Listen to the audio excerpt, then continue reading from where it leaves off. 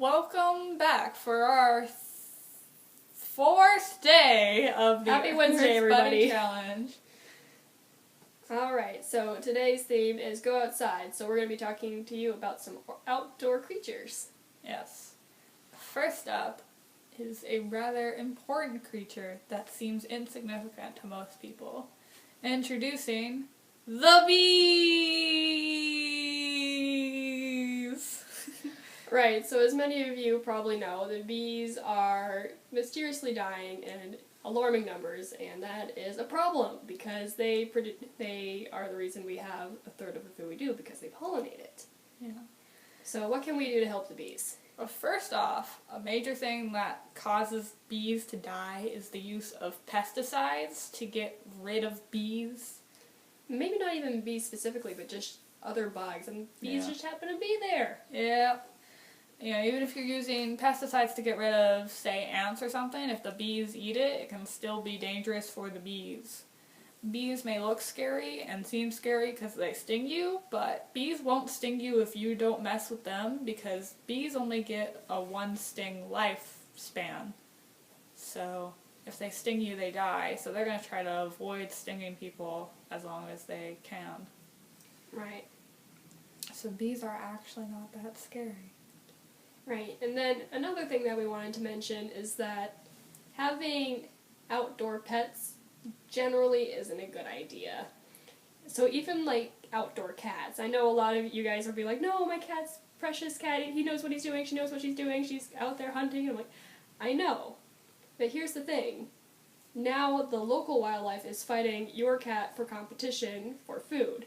So say your cat found a squirrel and killed it and then maybe it wasn't hungry, didn't eat it.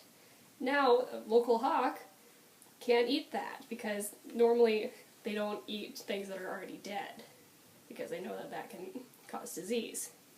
So, if you can, keep your cat inside, especially if it's declawed. Your cat can't defend itself if it's declawed. Oh yeah, that's bad. And if you have a pet, especially like snakes or things, and you can't take care of it anymore, don't release it into the wild. A lot of people tend to do that because they're like, oh, it's an animal, I can just let it go. But then it starts doing the same thing and killing off wildlife, and if someone else happens to release an animal of the same species, and they meet, and they happen to be of opposite sexes, then you can end up with a lot of baby snakes. And that's even more of a problem, because now there's a lot of snakes eating things, and then there's a lot of snakes. This is a really big problem in Florida, just because it's so warm there, it's perfect for snakes. And then a lot of people are just like, oh, I'll have an exotic pet. Oh, I can't take care of it anymore. I'll just kind of let it go. Snakes feed up, now there's an even bigger snake problem. Yeah, so if you have a pet that you don't want anymore, see if there's a shelter, if it's a dog or a cat or some sort of animal like that, see if there's a shelter that'll take it. Or you can look around if you have a more exotic animal and see if you have a friend or a family member, somebody in the area who is like, oh, I'd be interested in taking care of that pet, and please don't release your animals into the wild. It's very dangerous for the natural ecosystem that exists here. Yeah.